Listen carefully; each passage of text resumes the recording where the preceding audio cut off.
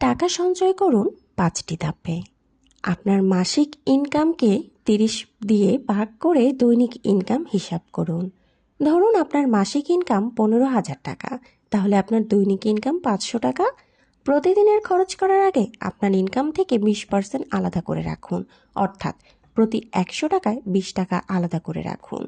তাহলে দৈনিক ইনকাম 500 টাকা হলে 100 টাকা সঞ্চয় করে রাখুন। এই টাকা কখনোই খরচ করবেন না।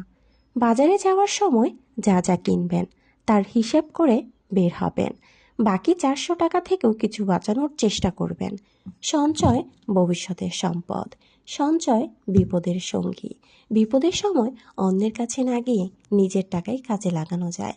খুবই ইমার্জেন্সির সময় আপনারা সঞ্চয়টা ভাঙবেন, কিন্তু সঞ্চয় করবেন অবশ্যই। 20 টাকা রাখলে প্রতিদিন সেটা পকেট থেকে বের হয়ে যায়, তবু কিন্তু দেখা যায় না, কিন্তু দিন শেষে সেটি অনেক বড় বিপদের সম্মুখীন